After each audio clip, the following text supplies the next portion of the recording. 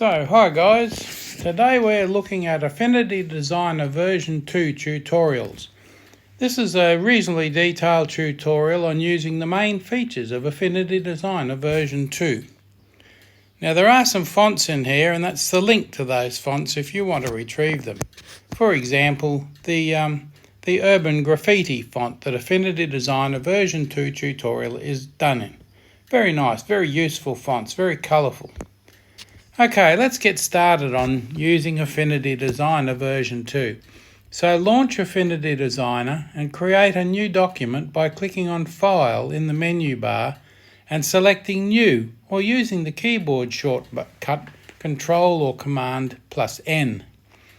Set the document size, resolution and colour mode according to your project requirements, and they could vary widely, so there are a lot of presets there that you can use.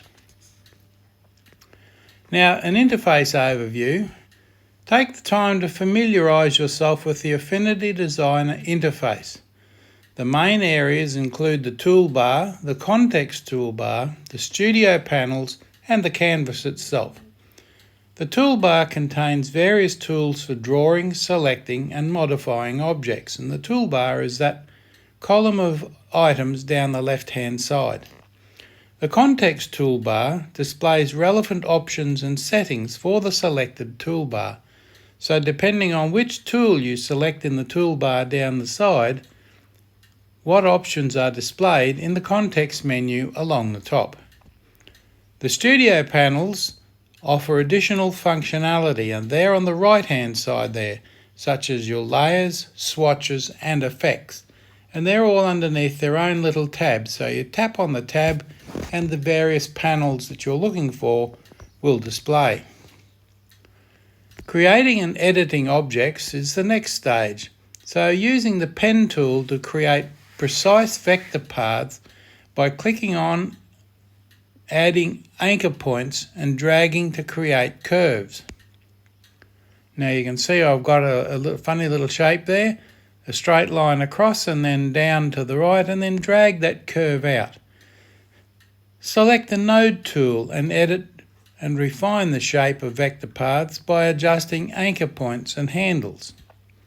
Draw basic shapes quickly using the shape tools in the toolbar, such as rectangular, ellipse and polygons. You can modify object properties like stroke and fill colour, opacity, blending modes and effects using the corresponding options in the correct toolbar and studio panels. It's worth taking your time to discover what these various options do. Creating SVG graphics. If you're into sublimation or any of the cutting tools, lots of different crafts, or if you're designing for magazines, use the pen tool to create precise vector paths to create your own highly detailed vector images for sublimation, craft cutting and any of a million graphics ideas. Utilising layers to organise your artwork and control their stacking order. Layers are perfect for this. Create new layers by clicking on the New Layer button in the Layer panel. Adjust layer visibility and opacity, rename layers and organise them into groups for easier management. Use layer blending modes to control how different layers interact with each other, and you can use that for colouring using the blending modes. Curves on layers. Now each element of the image shown is on its own layer. It makes it easy to group and colour individual strokes. And you can see each layer there has an individual little element on it. And one of those elements is part of the drawing of the boot and the flowers, just to the left.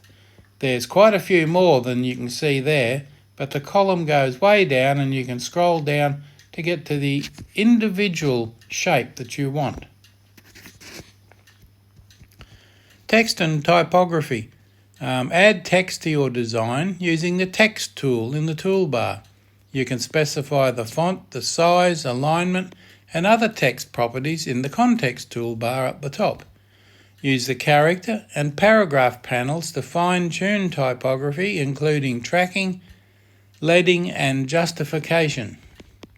Convert text to curves for more advanced editing and customization.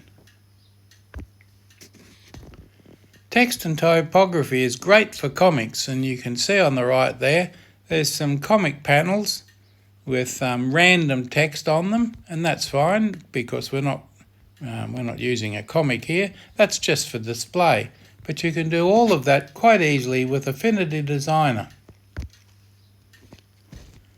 Effects and styles. Now apply effects and styles to objects to enhance their appearance. Access the effects panel to apply adjustments like shadows, glows, bevels and more. And you can see the word Narnia there is slightly blurred, and you do that using the effects panel. Create and save your own custom styles to easily apply consistent effects across multiple objects. In effects and styles, you can do graffiti effects and different text styles. Now there's that urban graffiti I was talking about right at the start. Artboards and exporting. Utilize artboards to create multiple designs within a single document. And you can see we've got a single document there, but there are two artboards. Click on the Artboard tool in the toolbar to add, resize and arrange artboards. Export your designs by selecting File Export or the Export persona, and you can export one artboard or you can export the lot. Choose the desired file format, PNG, JPEG or SVG, and so on, and customize export settings such as resolution and compression. You have full control. Resources and community, very widespread. Visit the Affinity website for tutorials, video guides and official documentation to further enhance your skills. Explore online communities and forums dedicated to Affinity Designer, where you can find tips, inspiration and answers to specific questions. Experiment and practice with different features and techniques to discover the full potential of Affinity Designer. And for example, my YouTube channel, Affinity Inspiration, has over 600 videos on there now for designer, photo and publisher. Just about anything you want to know in any version is now there. Now a general overview. Remember, this tutorial provides a general overview of the main features in Affinity Designer. As you gain more experience and explore specific design projects, you'll be able to dive deeper into each feature and develop your own workflows and techniques.